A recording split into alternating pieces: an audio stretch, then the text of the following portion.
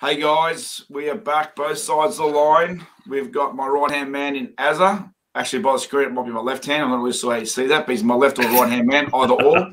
Left. Down below, we have a special guest, and to be fair, he's become a very close confidant of me because we reach out to each other.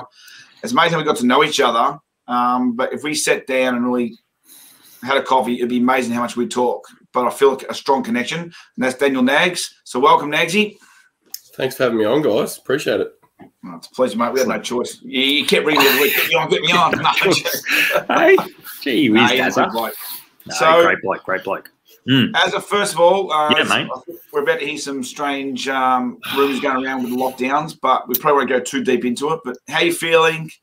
You wake up this morning and realise that the world's about to change once again. How are you feeling? Mate, yeah, mate, I'm feeling like dynamite right now. And the reason for that is I know we talked about it off air, but I'll put it on there, is I was awake at 3 a.m. So I am I'm 7 hours into the day, I think. So I'm in perfect working and functioning condition.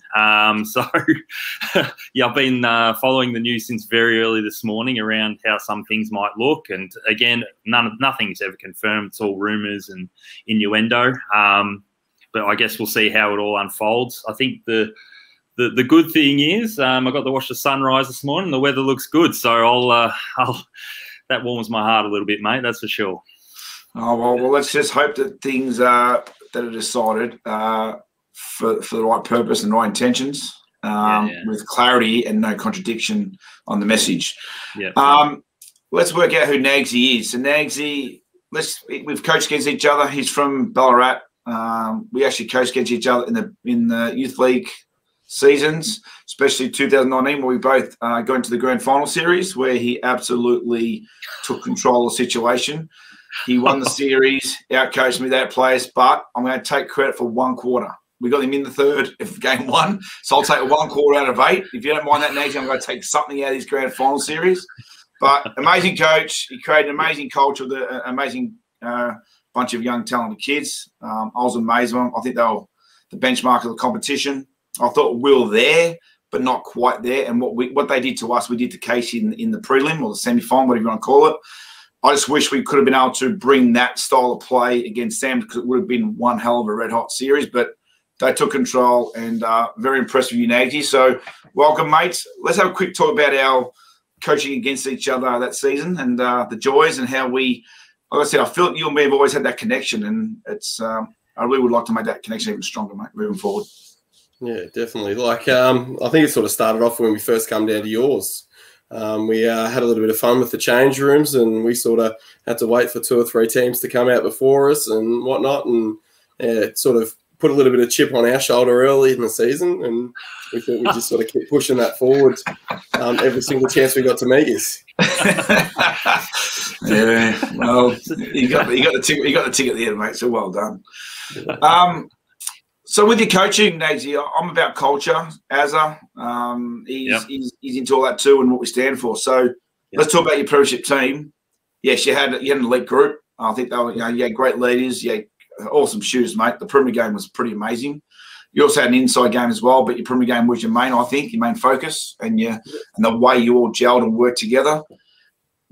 How did you bring that together? Was it the culture? Because Ballarat struggled for a couple of years. They were the whipping boys of the competition, and then you guys just come out and said, you know what, we're here now. We're going to make a difference. What'd you do? Looking at taking it over, and that back in the start of 2018 and whatnot, we sort of said to the committee that we wanted to try and make change and push for championship. In saying that, it sort of started just with us having a lot more faith in the actual guys that were around. It really sort of was something that just kept going year in, year out. They were getting maybe 6, 10, 12 players. Sometimes they had 15, 18 players rotating, maybe making games here and there. And we just sort of said, yeah, enough's enough. And we've got to get behind each other. Players, committee. Committee was brilliant in sort of setting that up. But the players just took what we sort of templated, and they just made it their own, and they owned it every week, every training, which was brilliant. Yeah, I saw that. What are your thoughts? That's what you saw. So it's great that you're able to build that connection from, I guess, the top down, Nags. What did you specifically want to bring as the coach to the group? So I know you talked about just building the connection from the top down. But what was your sort of core beliefs that you thought in looking at? Lost him there. Mate, he always freezes. I don't think we honestly last episode we had, he just there was no. I don't know if he paid his bill again. I think Tels was on to it. Well, while he's frozen, Nags, because we'll just keep going. I think connection and culture is a big thing. And also, Aaron, I'm sorry. Are you back, mate? Am I back? Can you hear me? Yeah. Well, I can hear you, but not again. You just keep freezing. I paid the bill. You paid him. He's frozen again. This is ridiculous. This is crazy. All right, Nagsy, we'll just keep going, mate. We'll just let him be the picture frame or whatever you want to do. Culture connection. Let's get straight to it. I know you're doing that style of that same concept outside in the real world. Let me know what you're doing in the real world away from basketball, but sort of got the same values. What are you up to? Most of the stuff that I'm doing. So I'm a student mentor at one of the secondary colleges here in Ballarat. Yeah, and it's been a very eye-opening role. It's out Sebastopol, and a lot of the kids out there and life and the way you sort of go about working with the kids there. It's a hell of a lot different to the elite sporting culture where everyone's sort of really there and really invested and wanting to be there. You're sort of having to flip the switch and sort of say, what are you wanting? And then sort of get them to ask that questions themselves and sort of grow around their passions and beliefs and allow them to sort of build their own values around what they actually do, or even just identify their values with what they do. Like they might get out socially and that and sort of build that connection with a lot of their friendships and whatnot. And it's just sort of them actually identifying what great traits they have there and how they can bring that back into whether it's the schooling environment or the school sporting environment that they have, and just sort of just getting that to really be just sort of a bit of a merit badge for them that they can sort of keep growing to be better people within the future. I want to just go back to, sorry, as we got you back, mate, but I just changed a bit of direction while you were frozen and you're the picture frame on our screen. So we got you back as. But Nagsy, I want to go back a step then because I want to probably get a bit of a clarity on the Ballarat boys of 2018 and 17 and 16. What I saw, because I coached against them when I was at Werribee. And then you become, so the boys you had in 19, the premiership season, so they were all mentally ready, mentally engaged, prepared and ready to go. Is that what you had? And then you were able to formulate a winning formula out of that? So pretty much they were all tuned in from the year before. So the year before we'd just sort of picked them up and rebuilt it and locked in a squad of 17 just to sort of say, yep, look, this is the rebuild and this is what we're doing. And most of it was me, my assistant coach, which was brilliant, Ryan McHugh, just stepping up and saying, we've got value in you. And a lot of the time it was conversations with the players as well as with sort of the family members and that, and trying to get them to sort of say, yep, what are your values away from the court? What are you growing there? How can we help you with that? Once we do get on the court, a lot of the time it was just backwards and forwards, communication between everyone, just trying to get the best result. And we took hits on the chin, whether it was the players or the coaches. We sort of just made the best decision for the team, as you have to. And we sort of just kept growing it from there. So that's where a little bit difference between us and the teams. I think Geelong were just one season shy of being mentally, physically prepared. Like mine was a 2-year rebuild mentally. We spent more time mentally than we actually did physically. Even though we did the trains and I pushed them and challenged them and did all the things you'd normally do when you're on-court development.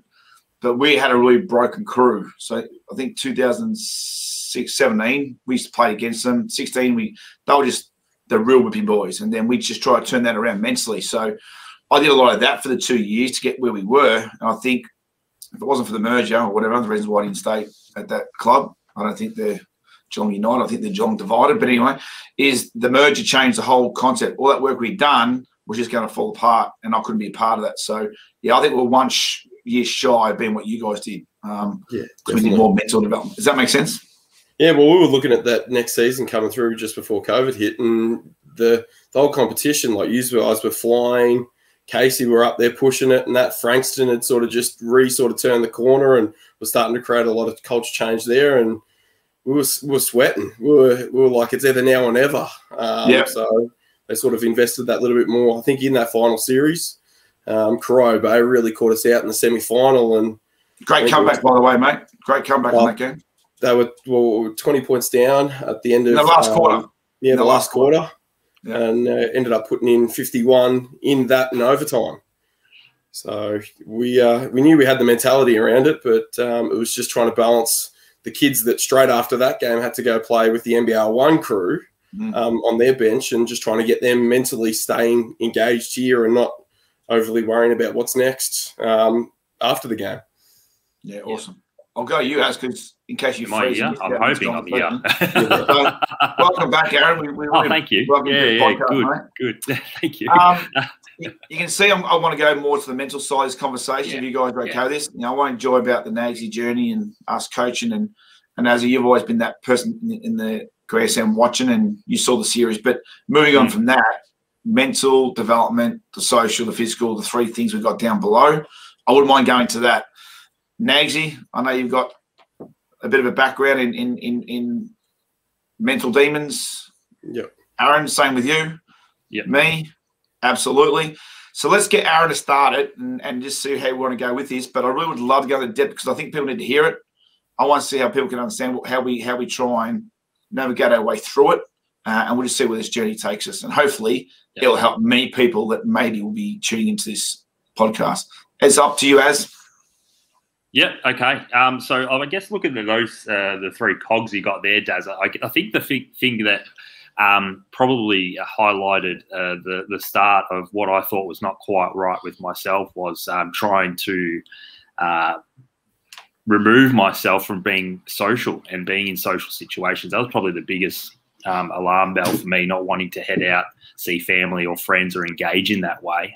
So that was probably more or less where I realised something really probably wasn't quite right for me. And I don't know what you blokes are like and what your sort of journeys have been like, and how you probably started to identify the ways in which you thought that something may not have quite been right. But that was more or less the first sort of obvious thing for me. And being a basketball coach and that sort of thing and not really enjoying going and being in that environment was quite concerning. And once I identified that I did have a bit of an issue in terms of my mental health, was trying to figure out ways to, I guess, re-engage in it, if that makes sense. I don't know, Nags, if you want to probably elaborate on how your sort of mental demons started to become obvious for yourself, perhaps.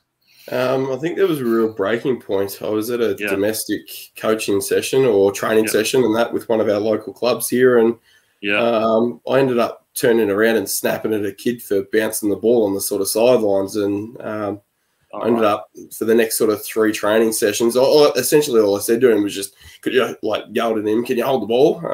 And I just sort of said to myself there and then in that moment, I'm like, "Shit, I've scared this kid." Not intentionally, and it wasn't directly at him doing anything on purpose. It was just him just essentially being engaged around the training session with the other 100 kids that were sort of there, and I just held that session together. And after it, I was packed up, cleaned up, got out in the car, and I sat in the car for probably the next 10, 15 minutes just thinking, what have I done? Why am I like this? How's this been? Has it been for such a long time? And I just sort of started assessing and evaluating what I was doing with life, because I was originally doing mechanics here locally, and I had a real good sort of passion with that when I was coming through a little bit younger, and it just sort of became a rat race where you turn up at the start of the day and you finish at the end of the day, and then you go to the next thing and the next thing and the next thing, and I just really lost that want to learn. I've always been someone that's been passionate about whether it's learning about the people I'm working with or learning about other things within life, or just sort of working through. It was just a 9 to 5, and this is how things sort of kept rolling through.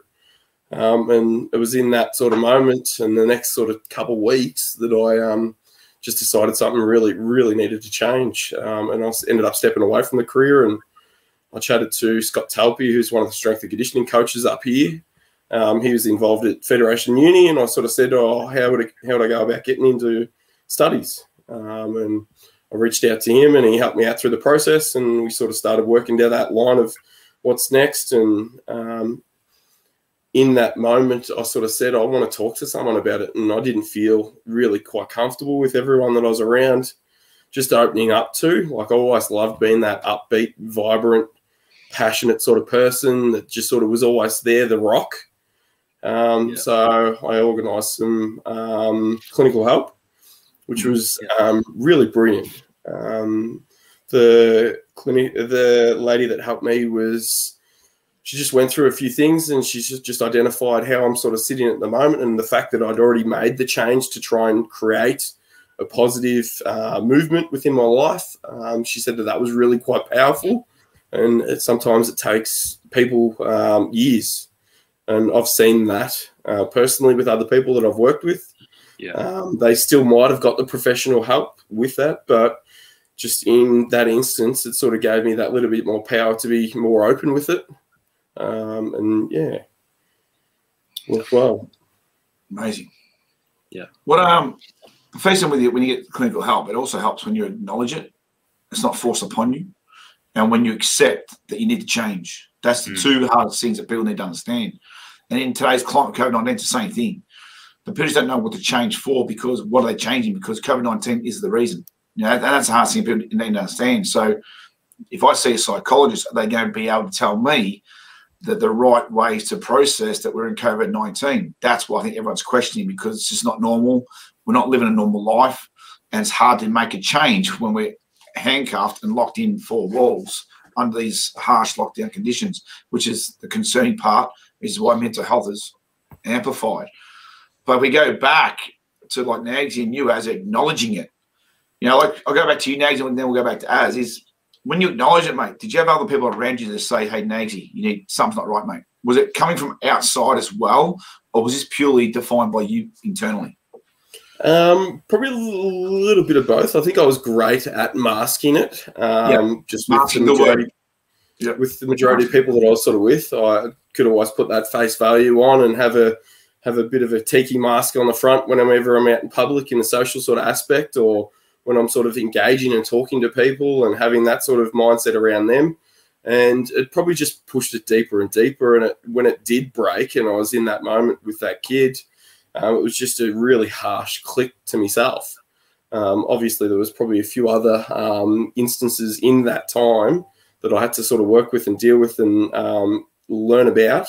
But it was just more so, you had to find that inner sort of thing that just really sort of held me in that moment, and just kept replaying it and sort of seeing where it was. But yeah. I'd like to get you to both your thoughts on this, because I think I might be a little bit different, because unfortunately it was brought upon me due to a certain circumstance that happened to me one night in my life. Yeah. So Nagsy and Azza, if you can just sort of share these people as well, did something happen? Or was it just a part of the mindset change where you just weren't adapting, you weren't engaging, you weren't connecting? And was it more of that, or did something actually happen and you look back and say, well, that was my trigger? That's why I'm starting to feel the way I feel. Or did it just come upon you and start to consume you, which is a lot of people, that's what you can't explain how it happens or why it happens. Does that make sense? And that's where people get confused. Why is it happening? There's no real reason. I just started to feel different to what I felt yesterday. Does that make sense, Gon? Yeah, that makes sense, mate. Look, it's probably one of those things. Look, I'll speak from my personal experience. So to this day, still not quite sure what sort of triggered my shift in mindset and need for help in that regard. Wouldn't know what it was. I guess the person that really sort of opened my eyes up to how I had changed was my son, who was 7 or 8 at the time, to notice a change. So, and just ask why I looked like I was sad or come across as sad. So, and then you start, for me, it was just starting to try and piece together, well, what sort of occurred or what sort of put out that perception. So, but no, for me, there was nothing like unfortunately for your story, Daz, there was no sort of specific event that I'm aware of to this day. It was more or less just something that some sort of chemical change in my brain, I guess, around coming through and working through a stage of depression in my life. So again, in terms of working through it and acknowledging it, that was probably the most confronting part. And then having to work up the courage to reach out and say, I think something's not quite right. It's been observed external to me by others, where similar to Nagsy, I probably thought I was masking it quite well and just dealing with something that was maybe a little bit of a downtime, which everyone goes through. You have times where you're feeling up and down, and I just thought it was just one of those, but it was something that probably dragged out for quite many months. Fortunately, not years like some people experience. And I was really lucky that people close to me were quite observant, and I was able to acknowledge those observations quite quickly.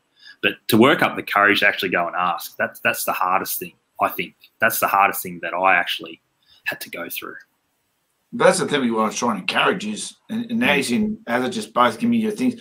When you asked, or when you made that first connection to say, I need help, or I need change, or, you know, we can sugarcoat those words any way people want if it makes it easier to make that connection. Yeah. How did you feel once you made that decision to make that connection? I might let Nagsy go first. So. It was really relieving in the first instance, and quite obviously the anxiety sort of going through into it and whatnot built up a little bit, and that before you actually initially asked.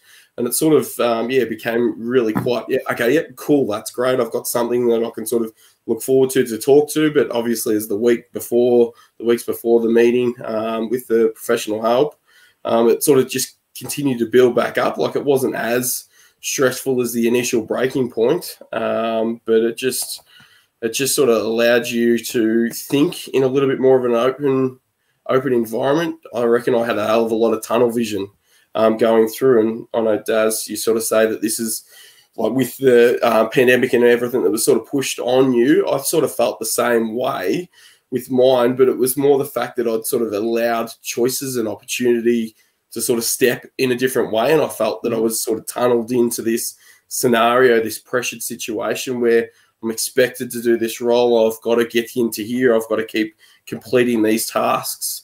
And with the masking, I was also sort of digging that hole a little bit deeper because I was always, I can get that done, or I could do this, or I'm here for you there with this. And I'd sort of overloaded myself a hell of a lot more. And the pressure from probably the people that I was agreeing to saying that I was helping sort of snowballed into a situation where you just sort of had to make choices, hard choices, and sort of just evolved from there. So it wasn't probably as an identity that we've got no control over, but it was more my internal personal controls that really, in the end, when I decided to get the help, gave me that really instant relief. And then, just sort of day by day took on the challenges. Yeah. So I wonder, this COVID thing, sorry, as you go. No, I was going to say, I'm similar to experience to Nagsy there. So when I finally reached out for help, it felt like a real weight was sort of lifted off of my shoulders without me sort of going in there and searching for that. So similar experience to Nags. And I didn't realise that for me, I probably was living with that tunnel vision as well, because the people we tend to be as coaches and leaders and whatnot with what we do have that tunnel vision and that task-oriented approach. We tick off one thing, we're off to the next, and we're always looking to the next thing on the horizon. And that probably is what kept us ticking over many different times. So, similar to Nags, mate. Daz, I know you're maybe a little different with what you've been through as well. Yeah, like it's why I get amazed by everyone's stories. Like, that's why Transition Sports was created. I'm amazed by the story and the journey, and I want to be a part of helping people re-navigate or redirect or whatever we need to do to make them become a better version. And we will hit obstacles. We will hit things that will challenge us that we will never be taught. You can't be taught half these things that we're going through. So for me personally, I think my help was forced upon me. I was going down a path of destruction, errate behaviour, errate decisions, Yeah. I was just trying to live on the fly, get up, get busy, go again, go to bed, wake up, do the same thing. Busy was going to help me through. Yeah. When in fact, I was on a mission of destruction. So I'm not sure if I know have you read the journal, Nagsy? My journal? No, I haven't. Do you know my story, Nagsy, to be fair? A little bit, but not really a hell of a lot, just sort of what you've posted through social and you sort of picked up bits and pieces, but yeah. Yeah, so I want to go. A lot of people do know. I want it to be like a reinventing of Daz's poor story because it's not about that. So 2003, I was in a boat. 2 guys died. I was the only survivor in a little tinny. Took all weekend to find the 2 bodies. So we had search and rescue. Then we had 2 funerals in a week, and then just that alone.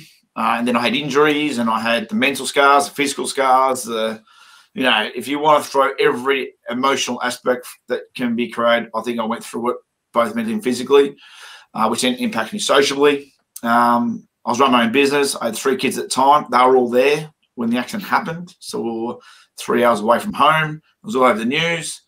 But then the aftermath was probably more harder. I rode a car off 6 months down the track into a power pole, not intentional, but alcohol and medication. Rode a $50,000 car off, brand new. Imagine that. And then 6 months after that, a massive main switchboard which supplied a massive production company. I blew it up by drilling a small hole, which the risk of this happening was 1 in a million, but happened to me. It blew up in front of me. So second-degree burns. And I was just making these decisions that, just doesn't matter. I'll get up again. I'll go another day and fight another day. And then one day, just bang, it just got me, consumed me. And the next day, I was driving to a job because I was running my own sparking business. I started crying. I said, something's wrong. Even though I knew something was wrong, everyone was telling me it was wrong. I'm the one who had to acknowledge it. It was the first time I acknowledged that, okay, this ain't right. And this was a long time after the accident. Yeah. So I ended up getting home, making a phone call, rang a place in Queensland, found a place I thought suited me and flew up there straight away and spent some time there, a health farm. And that was my beginning of myself making a difference. I'd seen psychologists. I'd messed with a couple of them, stopped them, got rid of them. I think I was just playing with them and I think they were entertaining me until one lady got me sorted. So then I stuck with her for many years and she saved my life.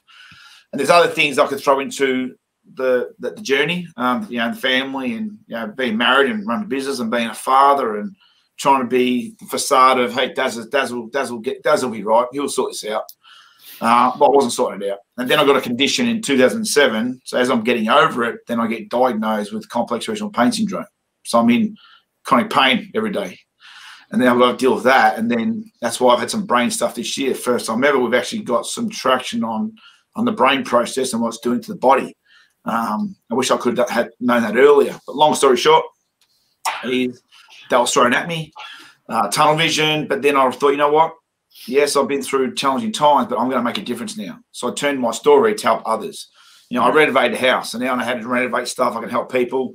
I can run a business. I can engage in group. I can do workshops. I can life learnings through sport. So that's my way of getting through it. But yeah, the television you guys were all talking about, I want to go away from me now and go, in COVID, we're in a television that we've got all these things happening that we can't control.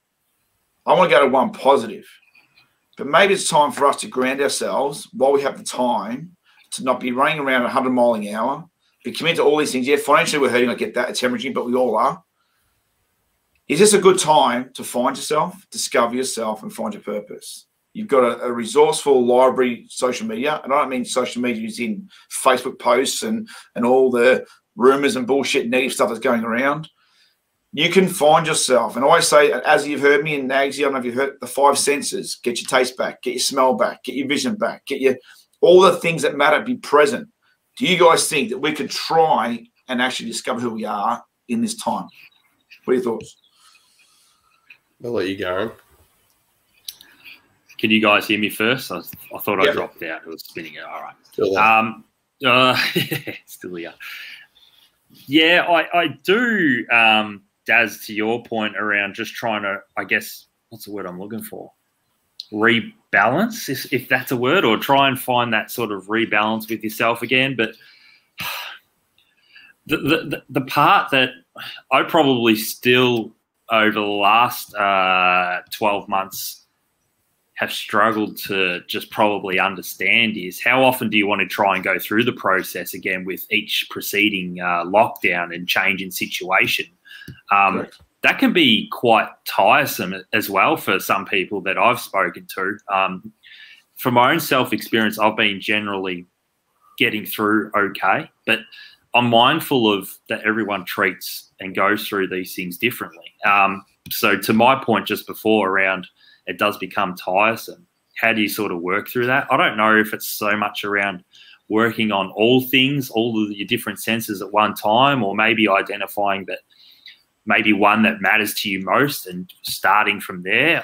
I'm probably more interested in probably Nagsy, your thoughts, and Daz, your thoughts around it, because I've had, when we first started doing this, Daz, around the podcast, and we were thrown into, lockdowns and stuff quite early. I was quite, again, that task oriented. I can work on this, I can work on that. And as we've sort of gone through the journey, I've probably stopped that a little bit, because trying to plan ahead and plan and then work through things becomes tiresome as well. So, and just trying to perhaps live in the moment is probably something that I've probably just taken on a lot recently. Interested in probably your thoughts around it. It's probably a bit of a difficult one to articulate and tackle, to be honest. So after the 2019 season, I was getting in, I was doing some vinyl floor work and whatnot during the day, and around that I was doing a heap of coaching. And at the end of the 2019 season, I started transitioning into the aid support or LSO, Learning Support Officer role at one of the primary schools out of Beaufort. And that was the pathway that I sort of designated and founded that I really wanted to go down. I wanted to sort of implement and help and assist kids at a younger age, so they're going to have a lot less issues once they sort of hit secondary or senior or even external to schooling life. And I felt that's where I could probably be the best impact. You coach a basketball team and you get them for maybe an hour, 2 hours tops, and then they're off back home or they're off doing whatever they're doing, and the impact sort of just resonates slightly. Whereas if you're sort of getting a good 6 hours with the school, assisting, working, guiding, getting good backwards and forwards and learning about them and their situation at home, at life, what they're thinking, because kids have brilliant minds. That's where I've sort of really learned that passion. But I think with this COVID time, it's a really good chance for people to, as you sort of say, get into sort of the social sort of side of it and learn how people are perceiving things, what they sort of feel like they could grow. Because I think this is a good chance for people to have an area of growth, whether it's going to get a certificate or an education or just even within family. You're not doing the 9 to 5 running around, everyone's exhausted. You could sit around a table and learn more about the intrinsic sort of lifestyles of your family or friends. Now that social media is sort of here, you can get into a podcast or a Zoom or one of the meetings like this, and you can sort of connect really quite well. Whereas if before you didn't have the time to sort of think about reaching out. Yeah. And it sort of just caught you in that bubble. So you said something, what I grabbed on that, brilliant minds. The world we live in, we don't let those brilliant minds be natural, because everyone wants to have their share of thoughts on how you should think. Players in games or in school or mum and dad, go get home, the basic rules of life, But sometimes I need to experience the experience myself so I can actually gain the experience. I can't rely on everyone else's experience. I can't. So I want to show you something quickly, guys. While we're talking, is this all right? So yeah, I just and Nagsy just quickly went on the internet before and we were chatting. So if this is a title somewhere else, it's no intention, but the concept, I just woke up 6 o'clock in the morning ready to jump out of bed. This was on Tuesday morning. So the Green Light Project, it's impossible said pride. It's risky said experience. It's pointless said reasons. That's a major quote. It's on, so you can get off the internet. But that could be people talking to you who have, gone through experience or who think they've got the reason. But my theory is we just give it a go. Whispered the heart. I don't know if you can see that underneath, give it a go. And the green light, which means what I want to try and create, you've got a chance to give it a go, guys. Naturally, creatively, by yourself. You've got a chance to orchestrate potentially what you want to do and where you want to go. We don't reflect enough. So if you ask the majority of people what are they doing during COVID-19, Netflix series, what are you watching? You know, we're sort of TikToking it. We're doing a lot of those things, which keeps us busy, but now it's tiring, and these lockdowns are going far longer than we thought. So now the Netflix series will become exhausted. Social media, getting on these live chats will get exhausted. My theory is have you ever reflected on your yesterdays, which we've discussed, Aaron, about yesterdays and tomorrows? Where you're at today. Yeah. What do you want to do for tomorrow? I don't mean actually tomorrow's in tomorrow itself. There's a lot of tomorrows coming forward. You've had a lot of yesterdays that you could have reflected on. And you can find a way to say, hey, you know what? I see the world differently now, and now I know what I want out of it. I know now where to go to try and get the right support to live that way or to try and go down that path. And this is where we start to get mentally stimulated. Now, if we get mentally stimulated in a project that is benefit for us personally, we'll get physically active. And if I get more physically active, I'm pretty sure I'm going to reconnect with the world. Yeah. That's just my thoughts. The Greenlight Project, I'm going to build it and create it, and that's going to be more in basketball where just give them a go. We'll create the concept, then we'll create the structure. But I need to see these kids in their real set, real-time situation, like life learnings. What are your thoughts on that, guys? I'm just trying to throw some things out. That doesn't mean I'm right. I think now it's been so long and exhausting, maybe we should say park Netflix for a little bit, watch them at night, and during the day create a project where you start to work out who you are, what you want, what are your struggles, what aren't your struggles, and what can you do to try and realign yourself with society moving forward. Does that make sense, guys? Definitely. I'll just jump in there quickly.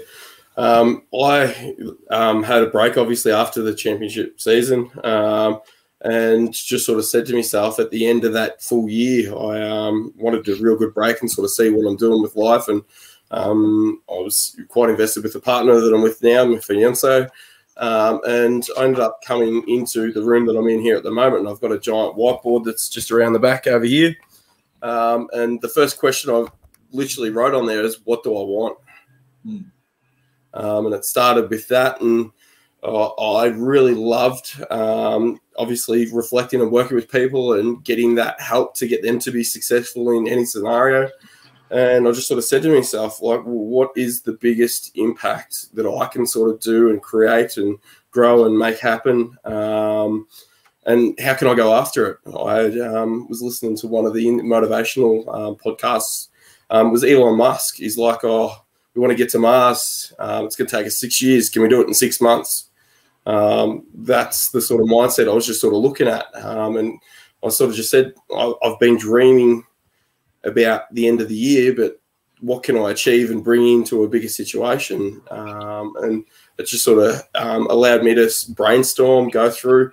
And the amount of times I've cleaned the board and left that question and gone again and refreshed and looked at it and seen sort of how I could change it and develop it, and whether it's working through Basketball Victoria, or whether it's working through schools, or whether it's working through community aspects, because I've done a hell of a lot of that in the local community where I'm living here at the moment, trying to push motivation through myself as well as what we could sort of get there. But the biggest sort of thing is just being, what do I want and how can I get after that? And then hopefully it's going to really affect others to get in that mindset of helping others rather than just worrying about this or what situation they're in at the moment. It's been, quite powerful.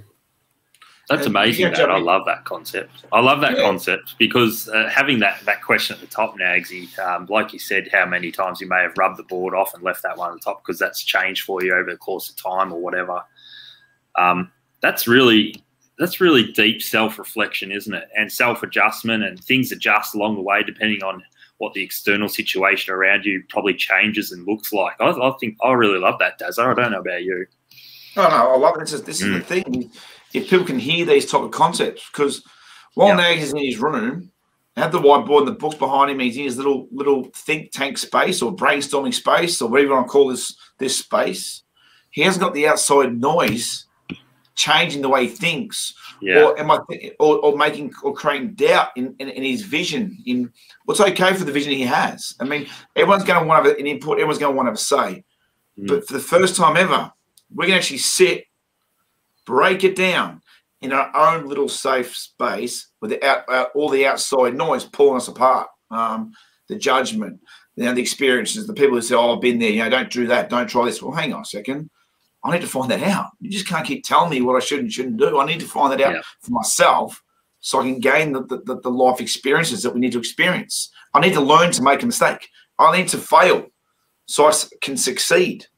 That's what I think is good chance in this time to say, you know what, just a couple of hours a day, stimulate your mind and start to be creative and thinking. I wrote a journal. I've never written, I failed English.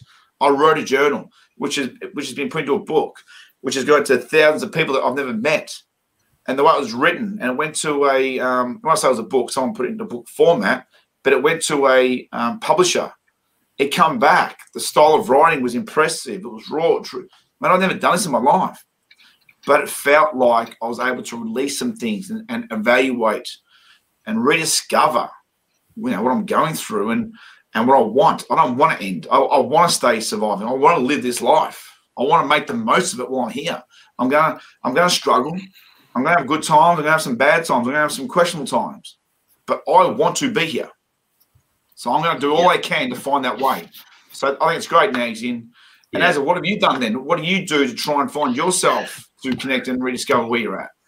Yeah, look, probably a little, again, everyone's situation is a bit different. So for me, the incredible thing that I've been able to do, because I have been so, I use the word busy in the sense that I was biting off a lot, work-wise, basketball-wise. I was burning the candle really hard at both ends. So, and not that I was not ever family-oriented. I was just, my headspace is always in a different place more often than not. So to be able to be a bit more centered and in the moment with my family has been the huge thing for me over the last 18 months. And then to Nagsy's point around what do I want and what do I want to do next, I've been able to be really sort of clear on that with myself. And again, reconnect and connect with other people around how I can sort of help myself transform and get to that next place, which I deem really important for me. So yeah, it sounds simple when I say it like that, but the actual journey and the processing that you go through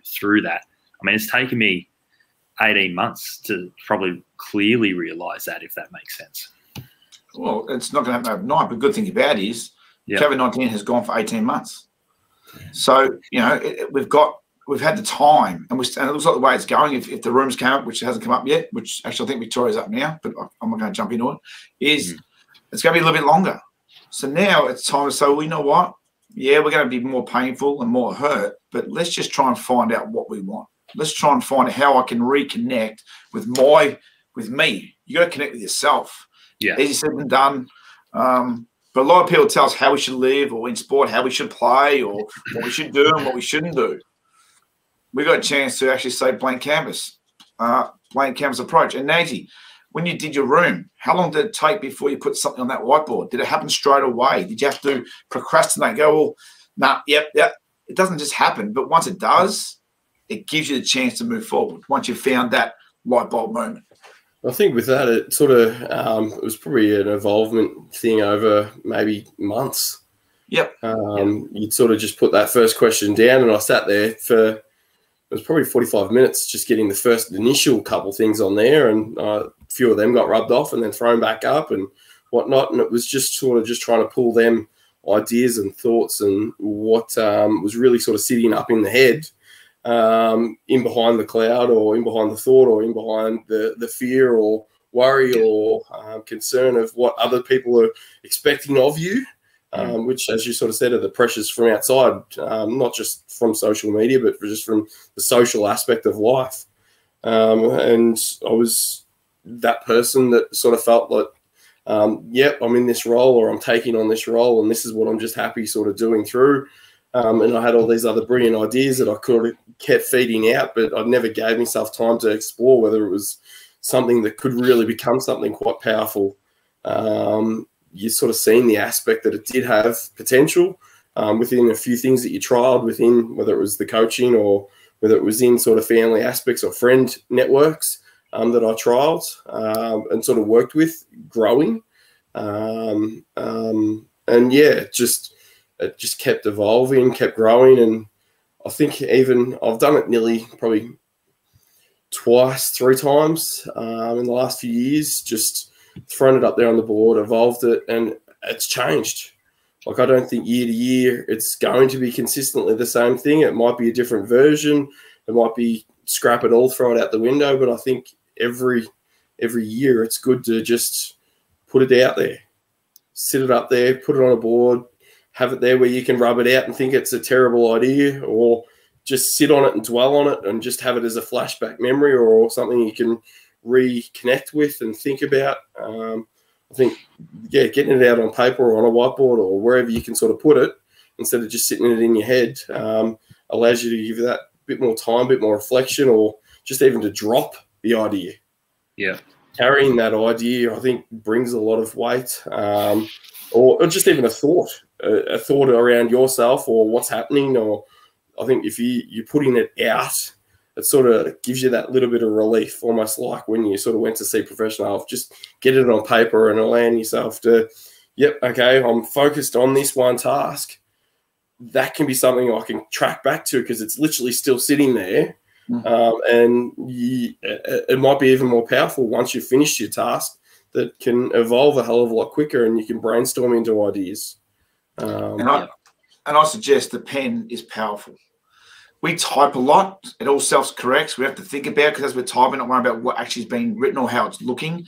Where you write it, you cross it out, and you highlight. And if you put pen to paper, I think it has more of an impact of things coming out of that mind onto a piece of paper, because you're actually connecting with something to release it out of your system onto something, and that's natural. Where typing is not natural. It's just not. Good point. It's not. I don't think it's real. But when you get on a whiteboard and it's messy, and like Aaron, you've seen my whiteboards, mate. They're everywhere. But that's me. I'm unjumbling. That's how I think. Yeah. And once that all that mess becomes cleaner, I'm now clearer. If I type it, it's always the same. Yeah. It's just standard. It's generic. It's just no true powerful meaning. That's why a blank document is the most powerful one. Blank canvas, start to jot notes, have papers everywhere, and then start to put in some sort of order. I think people should try it. They've got nothing to lose. You've got time. Yeah. It's not as if your schedule's too heavy right now. Yeah.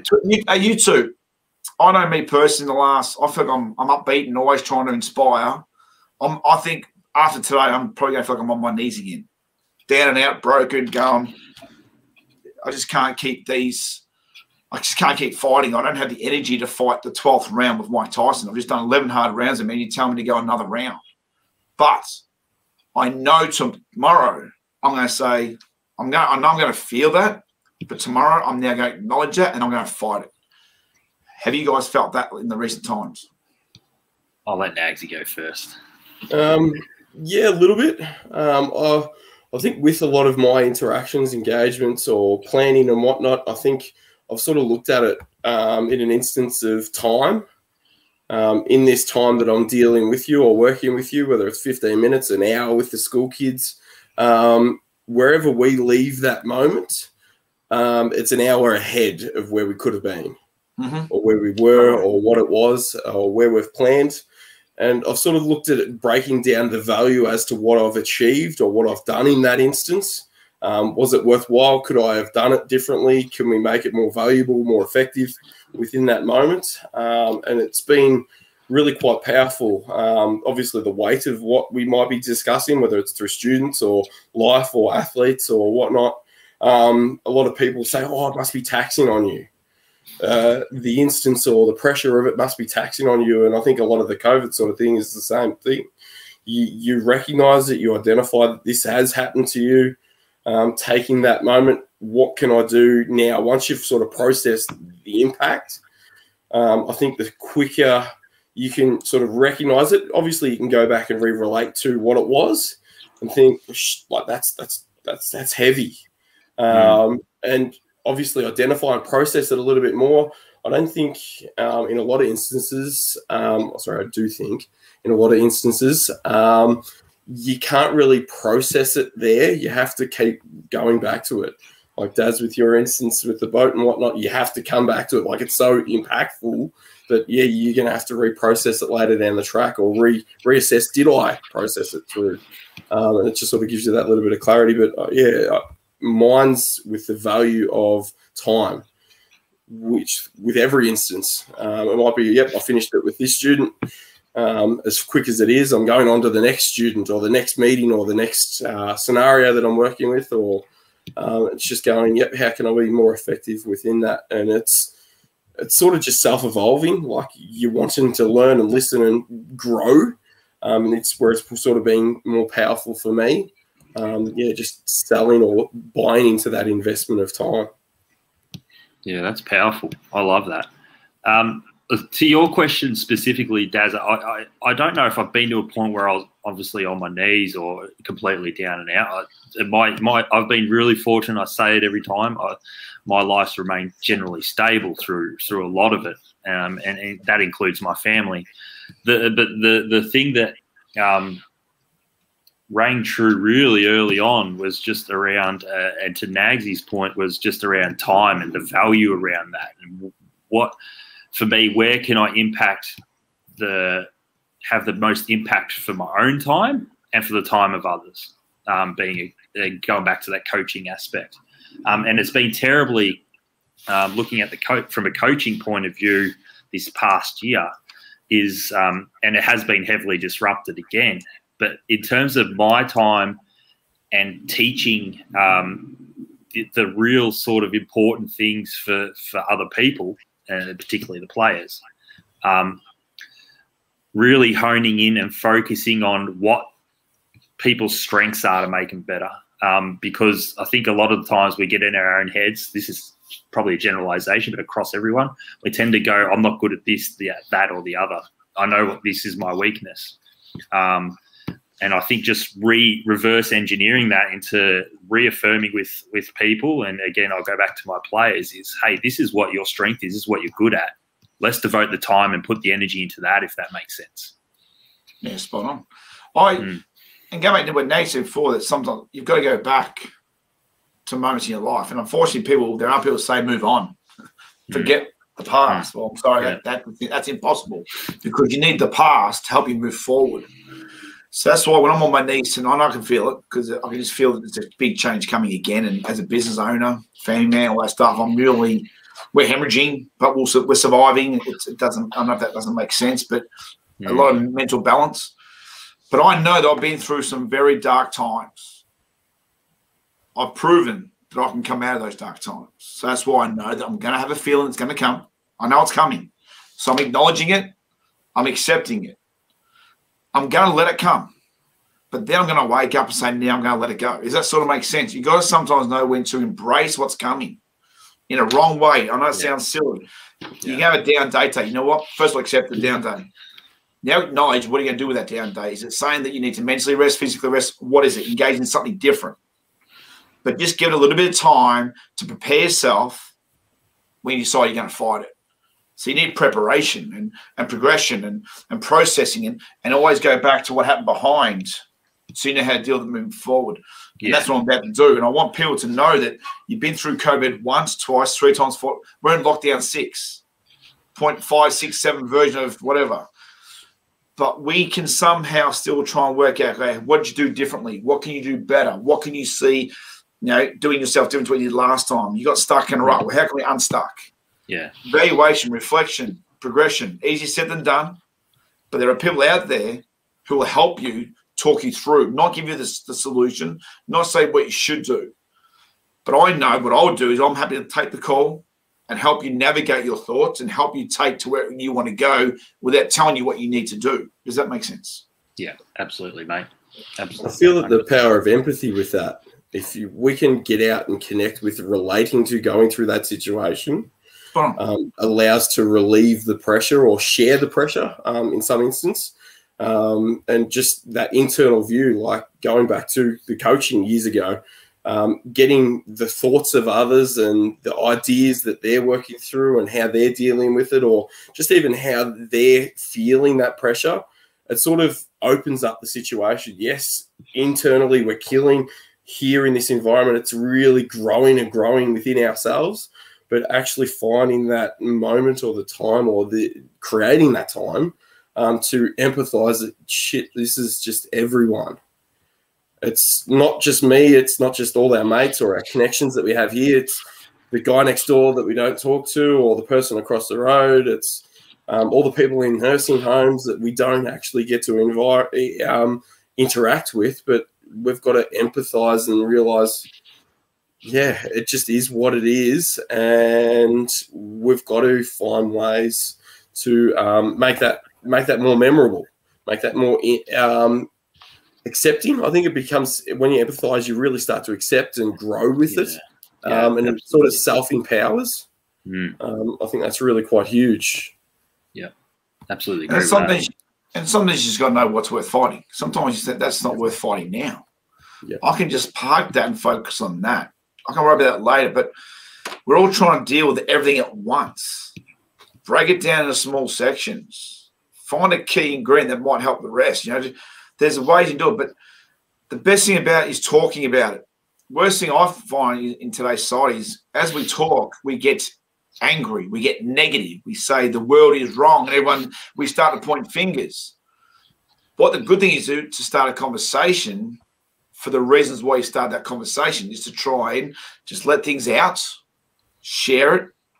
Let's get some nurturing through it, but let's not worry about who's right and wrong. Let's just worry about how we're going to get better from it, how we're going to become a better version of ourselves without worrying about all the outside noise. Hard to do, easier said than done. But I get very careful down a conversation that I don't want to go down a conversation in a certain direction, because it'll just get me more angry, frustrated, emotional, whether it be for the government, whether it be the community. I think there's a lot of people that are wrong right now, but that's just my thoughts. Doesn't mean I'm right. I don't want to have that conversation. All I want to focus on is me and the important people around me. Yeah. And those important people are more than welcome to ring me, or you, Nag, or Az, or whatever. I'll share this conversation. I just don't think we need to go down the outside noise conversation. Yeah, Does that make sense, guys? Yeah. Correct. Absolutely agree.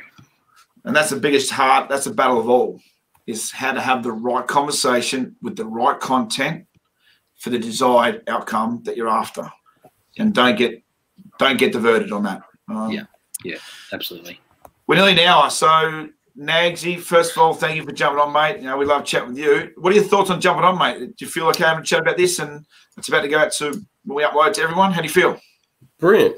Relieved, actually. Like, I was a bit of anxiety coming in, and what is it about, and how's it go, and whatnot. And obviously you have these conversations a lot in person. But, yeah, I do feel relieved. That's probably the word.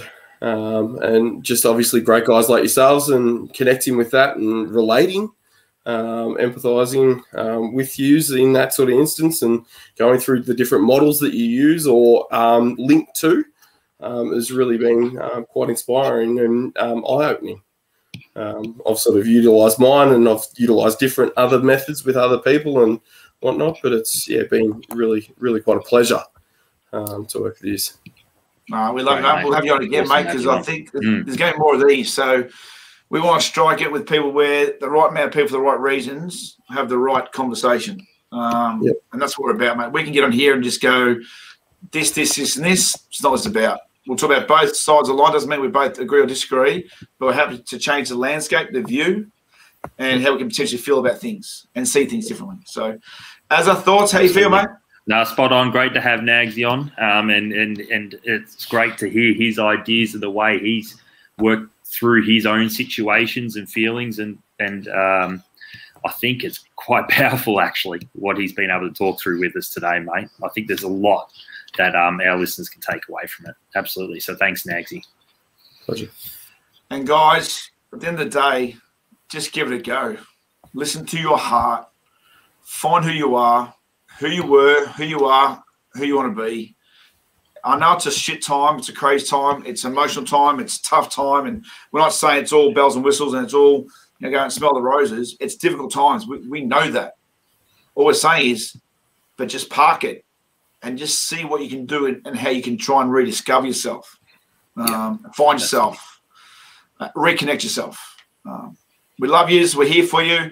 I'm a phone call away. I don't care. You can reach out. I might not have the answers, but I'm happy to be the person that will help you find some balance, find a way to navigate through this crazy storm that we're in.